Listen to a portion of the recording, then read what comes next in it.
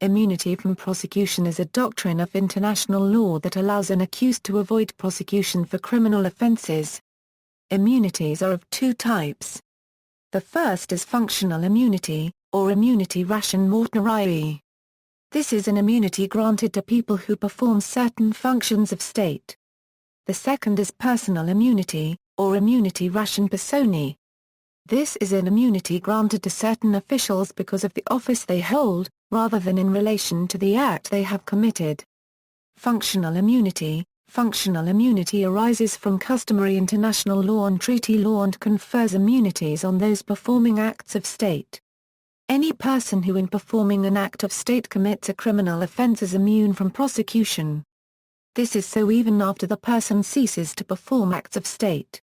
Thus it is a type of immunity limited in the acts to which it attaches but will only end if the state itself ceases to exist. This type of immunity is based on respect for sovereign equality and state dignity. The officers usually recognized as attracting this immunity are head of state or head of government, senior cabinet members, foreign minister, and defense minister. Such officers are immune from prosecution for everything they do during their time in office.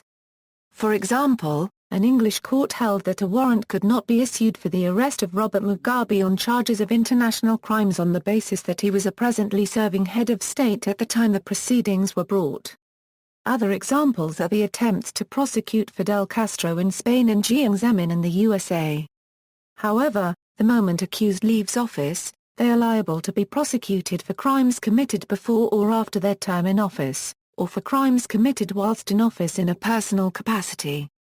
Pinochet was only able to come to trial because Chile and the UK have both signed and ratified the UN Convention Against Torture through which such immunities were waived. It may be the case that functional immunity is itself being eroded. In 2004 the Appeals Chamber of the Special Court for Sierra Leone held that indicted Liberian President Charles Taylor could not invoke his head of state immunity to resist the charges against him, even though he was an incumbent head of state at the time of his indictment.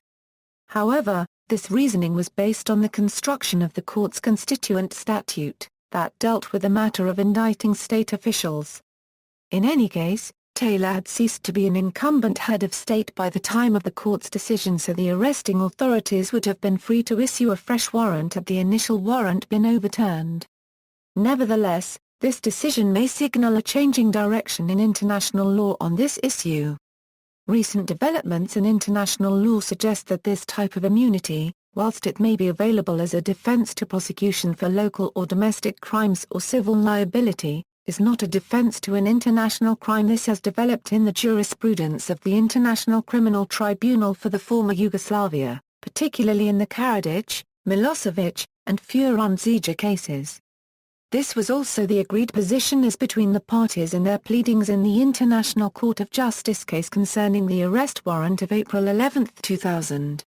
The reasons commonly given for why this immunity is not available as a defense to international crimes is straightforward, that is genocide, war crimes and crimes against humanity are not acts of state.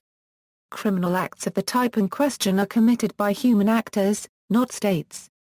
And we cannot allow the jus cogens nature of international crimes, that is the fact that they are non-derogable norms, to be eroded by immunities. However, the final judgment of the ICJ regarding immunity may have thrown the existence of such a rule limiting functional immunities into doubt.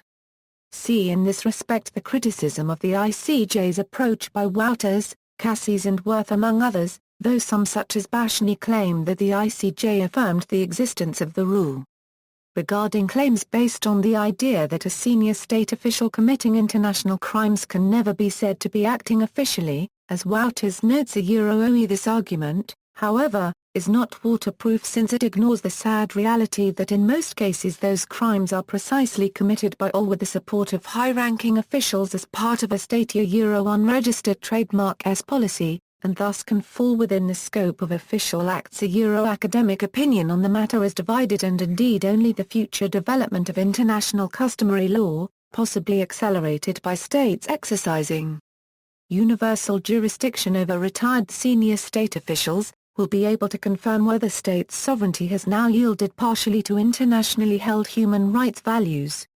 In November 2007, French prosecutors refused to press charges against former U.S. Secretary of Defense Donald Rumsfeld for torture and other alleged crimes committed during the course of the U.S. invasion of Iraq, on the grounds that heads of state enjoyed official immunity under customary international law, and they further claimed that the immunity exists after the official has left office.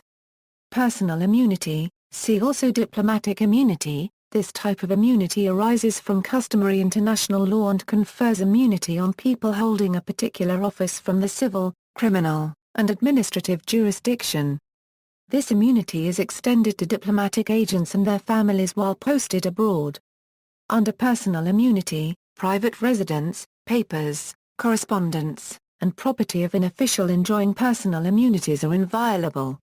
According to Cassis, personal immunities are extended to cover personal activities of an official, including immunity from arrest and detention, immunity from criminal jurisdiction, immunity from the civil and administrative jurisdiction of the host state.